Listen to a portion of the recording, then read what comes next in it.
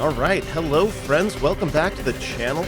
I know it's been a while since I've uploaded anything. In addition to more Skyrim videos coming, we are now going to once again try out Cyber Knights Flashpoint. Now, I played this game as a first look months and months ago when it was still in early access.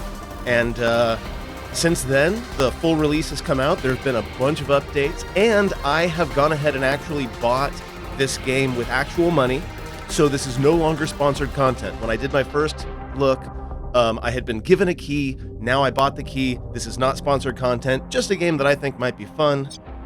And I'm going to approach this basically as though I have never played it before, ever, because I imagine the game is so different than it was the last time I played that I may as well know nothing.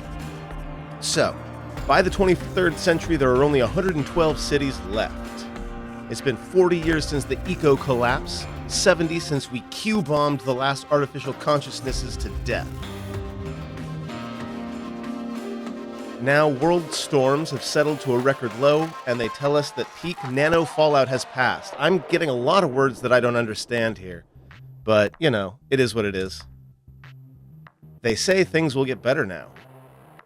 But who believes anything that comes from the megacorps? Anyone who can afford a better life off-world is trying to get an orbital or out of the colonies. That's why we're all here working the shadows as mercenaries. We want something better too. We're just street-level operators, but not for much longer. You're about to get a Cyber Knights computer spliced into your spine. Sounds fun and exciting. It's illegal, it's dangerous, it will change everything. The Megacorps created Cyber Knights as the first quantum-secure data couriers. Soon the Corps adapted their cybernetic implants to fight their quiet wars of espionage, sabotage, and murder. These upgraded Cyber Knight quantum riders offered unparalleled processing, coordination, and Q warfare capabilities. I still have no idea what Q warfare is. I feel like maybe this information could have been saved until later. But after a few decades, hundreds of knights had deserted or gone rogue. The Corps outlawed the cyber and banned the procedure. Remaining knights became the world's elite shadow operators for hire. You're about to go in with a knife to one of those implants. We're about to step up into a whole new game. I'm ready. If we build the right team and back the right power players, we could earn enough to buy a reset for the rest of our lives. Chumbo. Okay, now I feel like someone's talking to me because what the hell is that word? It won't be easy. Who knows what we might be getting mixed up in? Probably secrets the Syndicate or Megacorps would kill for, but this is our chance. Let's do this. Okay, so I get to choose between Quiet Killer, Run and Gun, and Advanced Start, which means I can make my own. So Quiet Killers, stealth talents and quiet weapons allow you to pick off guards from the shadows. Sounds like a really fun playstyle that is not for me. Use coordinated takedowns and body disposals to keep the alarm level low while reaching your goals. Then your more limited heavy weaponry to cover your escape. Look, stealth is a wonderful thing, not my style. Let's take a look at Run and Gun. Armed and trained for maximum damage output, see, I'm already on board. This squad relies on hitting hard and moving fast to accomplish their objective before reinforcements can pin them down. We get a knight with additional targeting augmentation. We get a gunslinger, a soldier, a hacker, an agent EX. Yeah, I'm down. We're doing this one.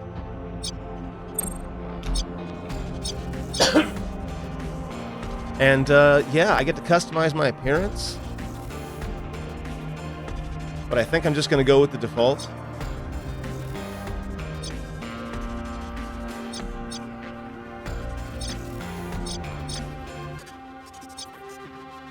Yeah, I'm not going to waste too much time on appearance.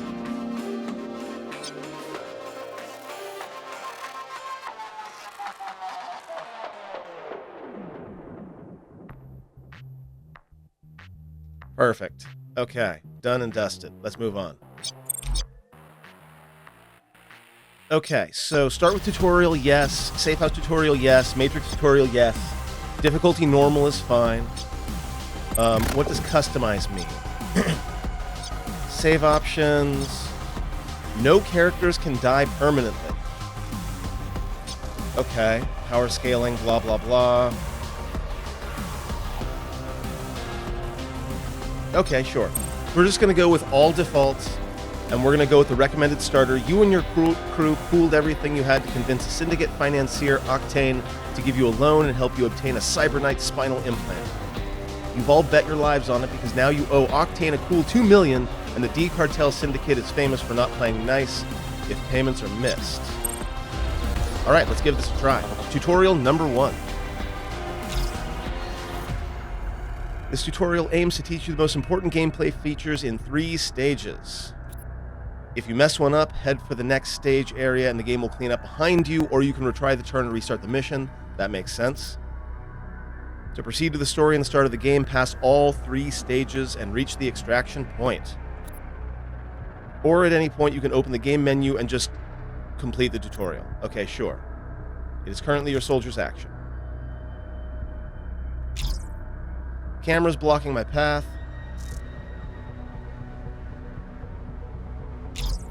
And you'll need to either go around or kill these guards. Characters act in initiative order. The team will not always act together. The action will often go back and forth between friends and enemies. Okay, so it's more like XCOM Chimera Squad than it is like XCOM 2. When you can, it's helpful to coordinate your squad members' actions in order to act before your enemies. Wait to let enemies move out of the way or into an ambush. You can yield, delay, end turn, or use talents to manipulate the initiative order. That's definitely something I'm going to have to learn about. It's your soldier's action right now, but you need your Vanguard to disable the camera. Press the yield button to allow the Vanguard to act first. It's Tutorial Joe and Tutorial Anne. Classic characters. Okay, here we go. We'll yield.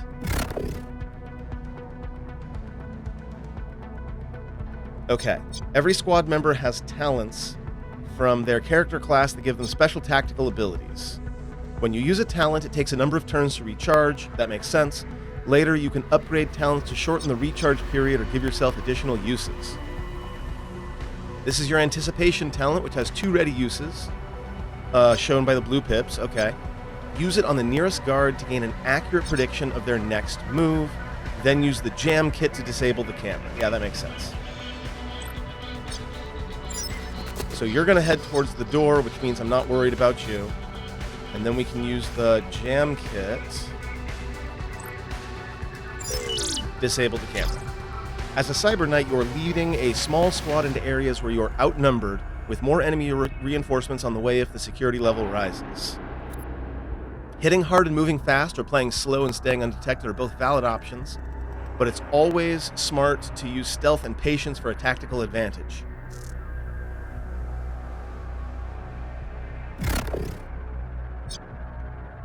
Let the nearest guard leave by using delay for both your characters and reduce your initiative by 10.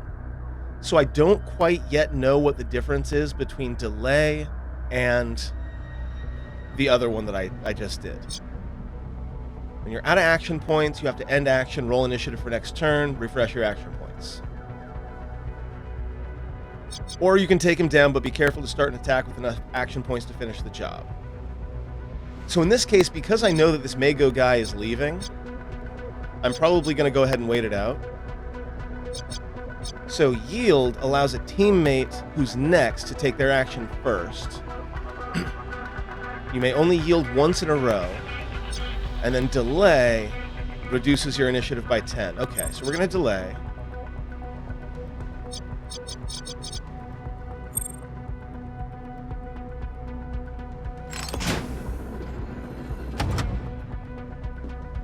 He's going to get out of here.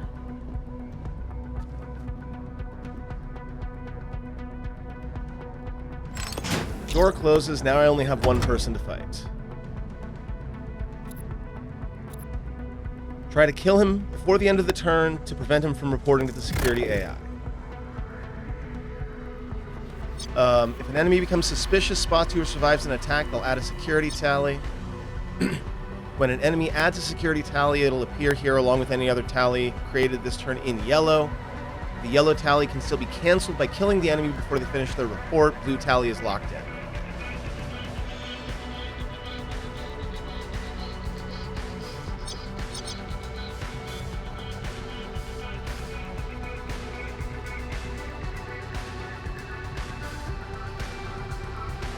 Okay.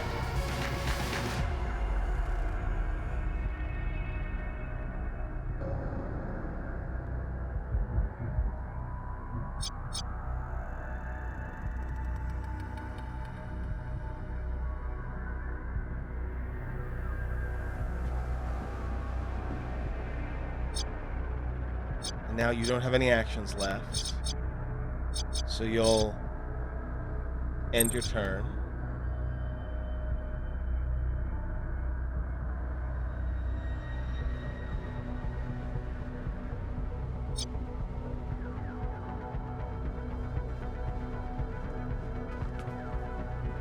Cover is usually important in games like this.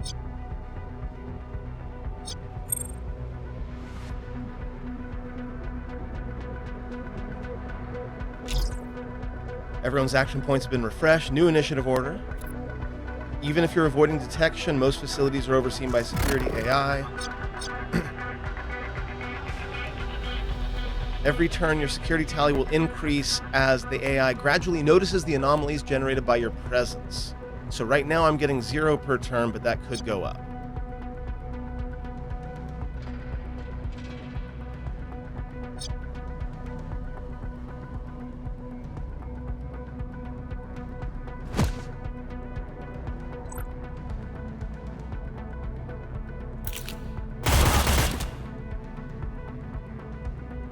Nice, one-shot kill.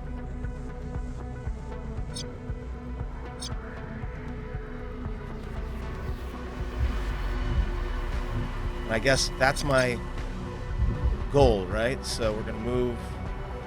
We're going to switch to sprint. There's no real reason for me to be stealthy anymore.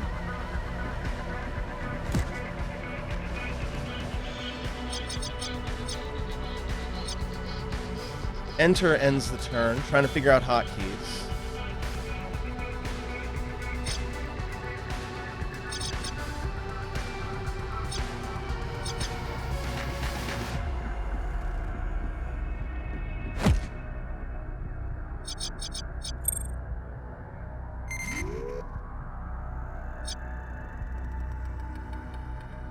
And then if I want the other person to go first, I yield my action. Oh, nice. You can hold the right click and kind of freeform the camera. That's pretty cool. Zoom in, zoom out. All right, I'm figuring this out.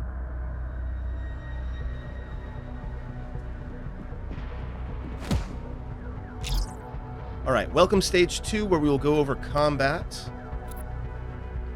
Your Vanguard tutorial and will sneak off for now, but will return for stage 3. All classes can fight, but combat specialists like your soldier have talents to give them an edge. Let's get you in position.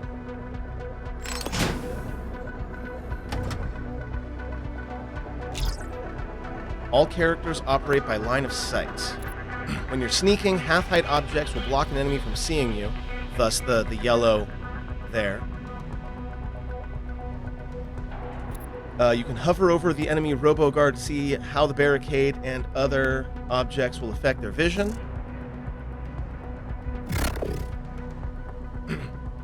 So I want to sneak up to there, yeah?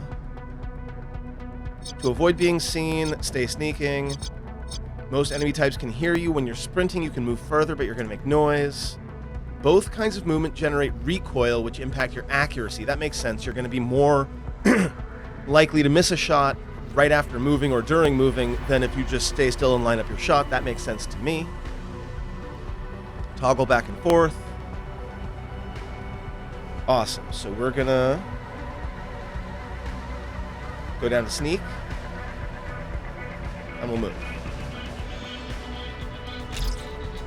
The half shield you saw is low cover. Yeah, I get that. No problem. Low cover gets 25% protection. Hard cover gets 50% protection.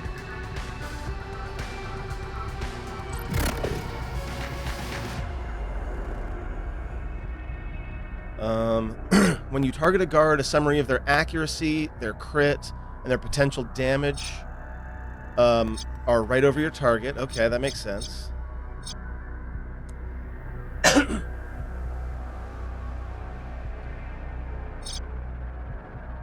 Your current action points are shown as yellow pips. Flashing one indicates the action point cost of an attack. Hit is 82%. Yeah. Okay, cool. As long as your accuracy is above a certain percentage, you can always score a glancing hit, which guarantees some damage. Firing on an unaware enemy adds 25% accuracy. That makes sense. Attacking from high ground, 10 to 15%. Repeated attacks gain focus fire, which negates recoil penalty for the second and further attacks. So I have a recoil penalty, but I can use this Iron Grip talent to remove it.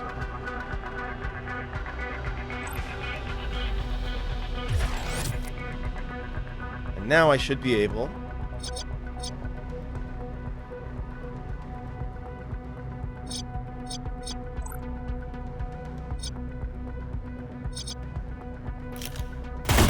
Got him.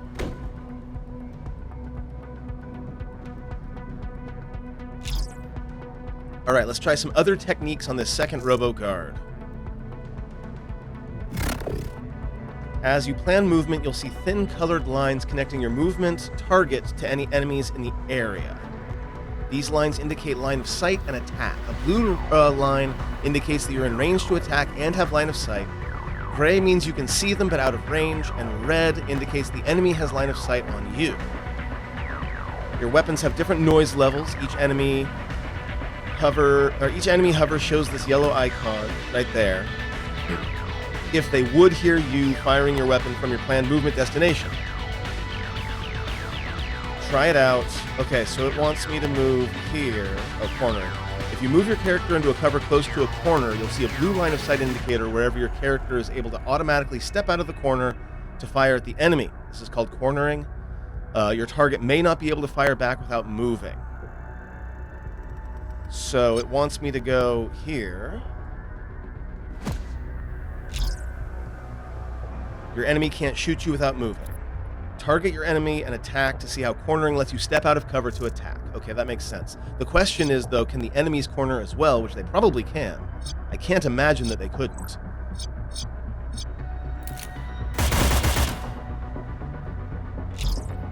Boom, boom. You may have noticed these tutorial bots are just for target practice. Yeah, obviously.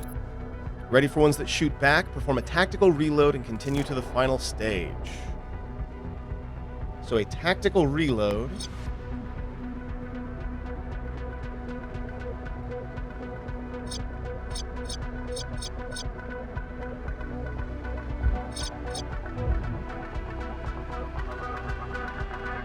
I guess I can sprint now.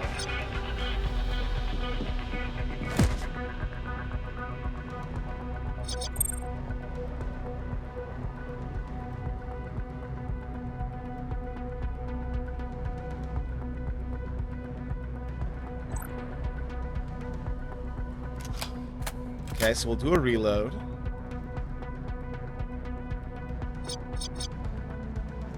Then we'll get to there.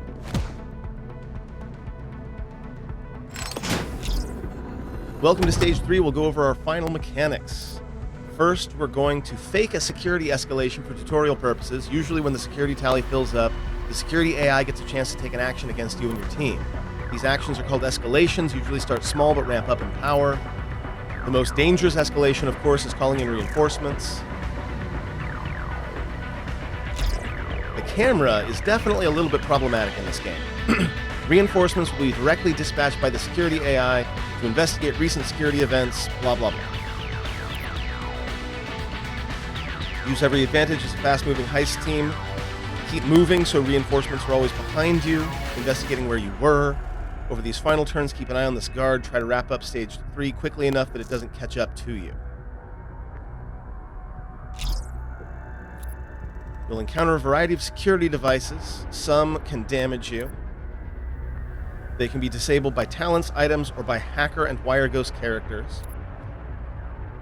Unfortunately, there's nothing your soldier can do except walk through it. Crossing the mesh will cause damage and a security event. Okay, well, I mean, it just said that I don't have any possibility of exit. Also, didn't it just say there was a guard somewhere, but I couldn't tell where, because I was zoomed in too far. But I do want to move quick. We've got a lootable lockbox over there, and we've got the place I'm going to. Oh, I don't have any AP left.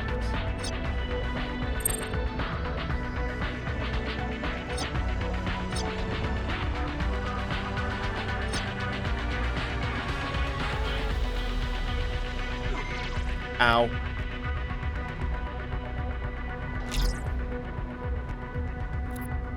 Each character's equipped items are blah, blah, blah. Look at your items, heal if you need to.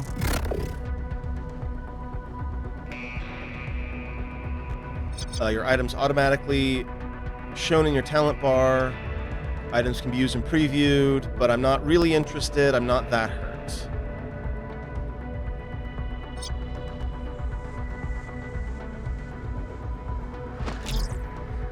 For tutorial purposes, we're going to set up another encounter to show off 3 final concepts: alert status, full auto, and armor shredding. I just want the lockbox. Okay, the guard has spotted your soldier. The second is momentarily looking away. Your vanguard has slipped around these guards without being seen to demonstrate how alert status is individual to each character and enemy, which I like. So it's not like XCOM where when one person is seen, everyone is seen. As your vanguard is currently hidden, she still has the advantage of surprise. Each enemy has an independent alert status, so Katu there is alerted while Udo there is unaware. If he hears gunfire, finds a dead body, or receives orders from the AI, he'll become suspicious. Hidden or suspected characters that haven't recently been spotted get a surprise bonus. Full auto and power and armor shredding. Assault rifles, urban ARs, SMGs can switch from burst fire to full auto to fire more bullets and or hit multiple targets. Cost more AP, chews up ammo twice as fast, deal more damage. Armor provides a basic amount of damage reduction against most weapons. Nanomaterial adaptive armor provides additional protection points. That's the number over the shield icon, so 1 in this case. That increases damage reduction significantly. Every attack has a chance to shred armor and reduce its protection. Some weapons, like shotguns and blades and e-rifles, have a higher shred percent. Other weapons cause pure damage, which is not affected by armor. Okay, fair enough. Oh, so it's my turn. So I full autoed.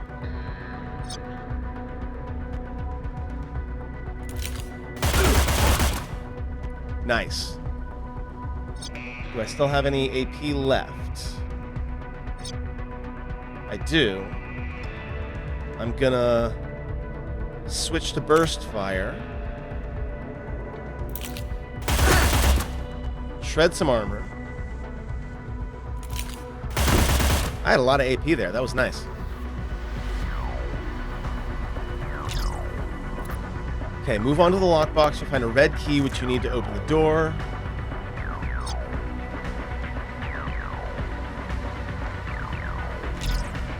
Lockers contain valuable gear, keycards, blueprints, and other loot. Click on the lockbox.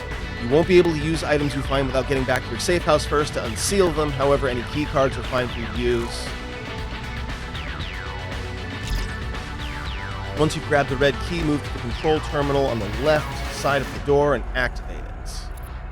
The key is a digital signature, so any character can use it, not just the one that picked it up.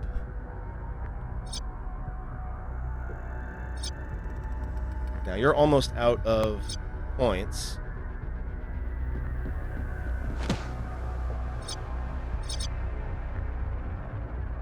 Now, the question is, can I give the key to Anne here? Now, there's the panel I'm looking for.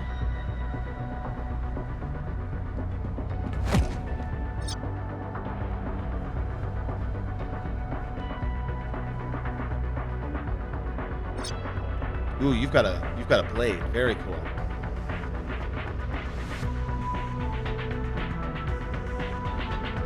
Okay.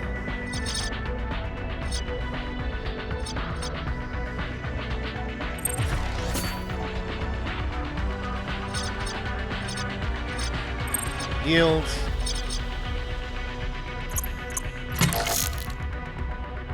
Do Do I not have the key?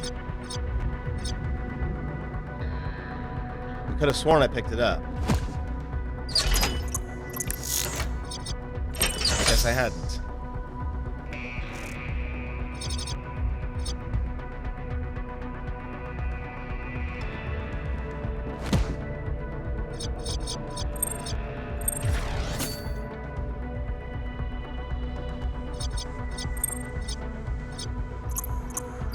There we go.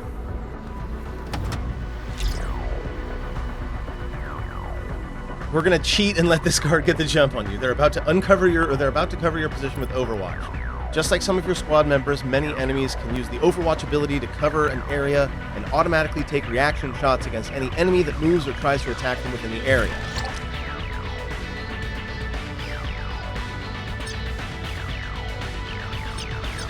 So you're on Overwatch, but I could just shoot you.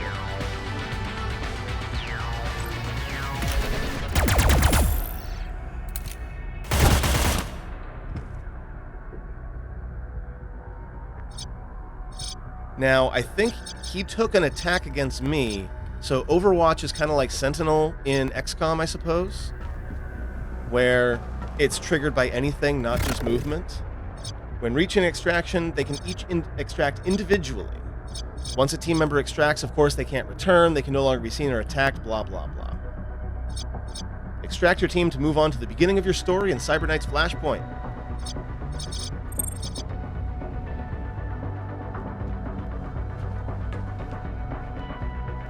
And that's the first tutorial stage. Not bad.